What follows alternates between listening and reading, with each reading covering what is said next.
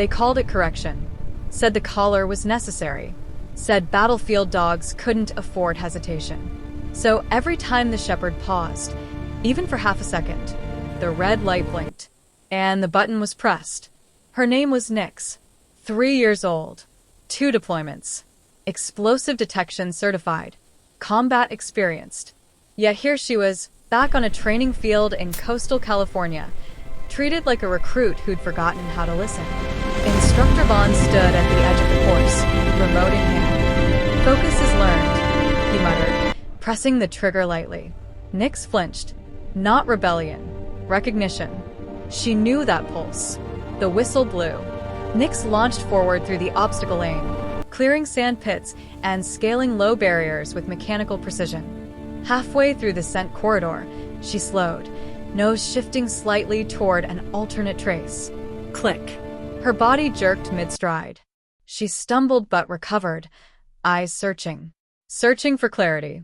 Across the yard, boots stopped crunching gravel. A man stood near the perimeter fence, watching. No clipboard.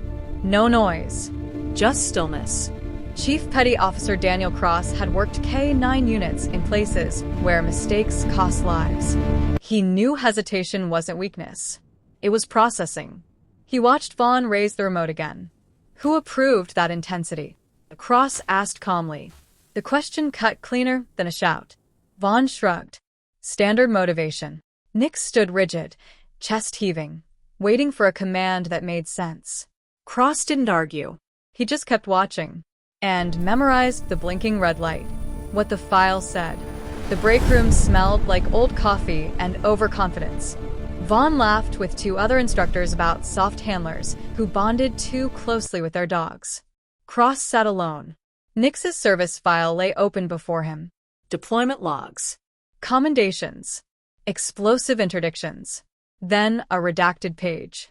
Heightened sensitivity to electrical correction following unauthorized field conditioning. Cross read it twice. Someone had pushed her before. Too far. Further down, a handwritten note from her former handler. She doesn't need pressure. She needs clarity.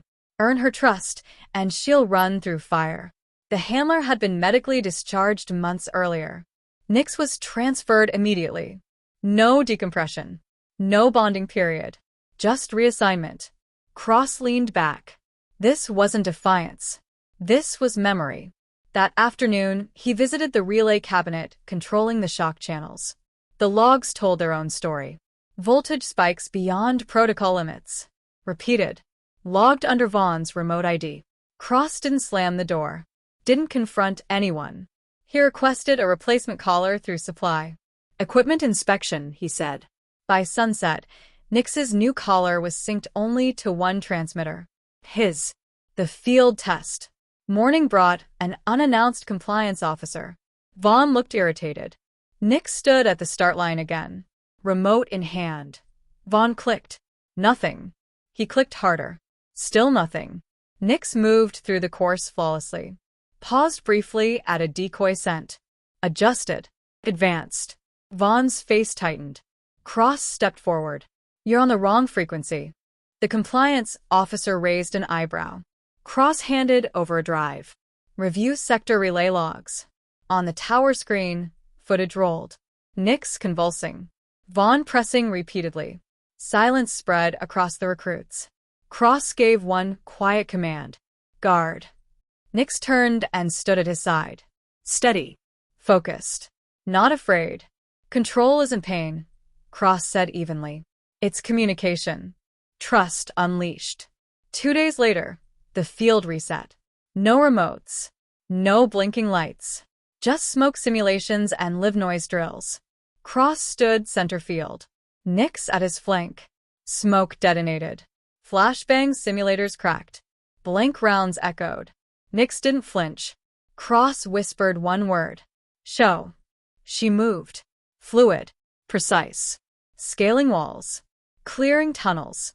Disengaging targets on cue. No shock. No hesitation. Just understanding. When the noise faded, Cross knelt beside her. They thought control meant force, he murmured. It doesn't. Nyx leaned lightly against his leg. Behind them, Recruits watched in silence. Because what they'd witnessed wasn't obedience. It was trust. And the discarded shock remote, half buried in sand at the edge of the field, no longer blinked red.